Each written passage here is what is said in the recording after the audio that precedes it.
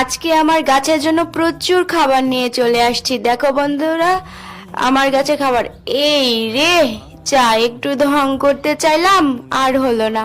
তো বন্ধুরা, আমি এই ডিমের খোসাগুলো প্রতিদিনের মতো এভাবে নিয়ে এসে গুঁড়ো করে নিলাম। দেখতেই পাচ্ছ এগুলো কত সুন্দর গুঁড়ো করে নিয়েছি।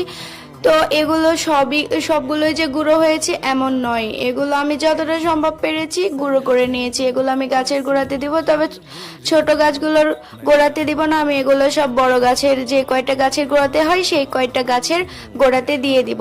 তোমরা জানো যে ডিমের খোসাতে প্রচুর ক্যালসিয়াম থাকে, যা তোমার ড্রাগন গাছে ফল নিয়ে আসতে সাহায্য করবে। তো আমি এভাবেই দিয়ে যাচ্ছিলাম, প্রত্যেকটা গাছেই একটু একটু করে দিচ্ছিলাম যতগুলো গাছে হয়েছে। এরপরে কিছু আমি এগুলো দিয়ে দেওয়ার পরে একটু মাটির সঙ্গে মিশিয়ে যাতে যায়, সেজন্য মাটিকে একটু খুঁচিয়ে দিয়েছি।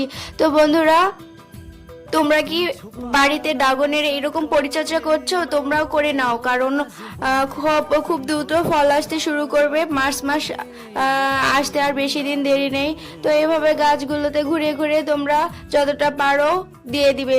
যত পরিমাণে দিবে তত পরিমাণে তোমাদের গাছ সুস্থ থাকবে, ভালো থাকবে, ফলও বেশি পাবে।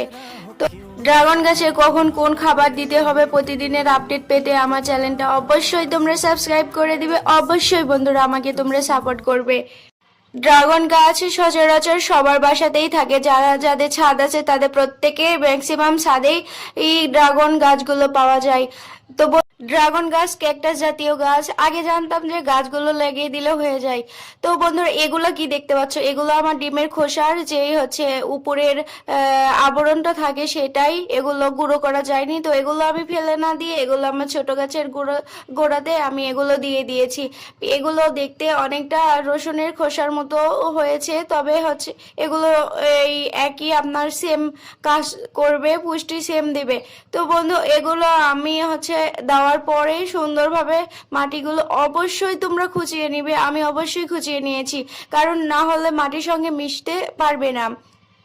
তোমরা কে কোথায় থেকে ভিডিও দেখছো অবশ্যই জানাবে, আর অবশ্যই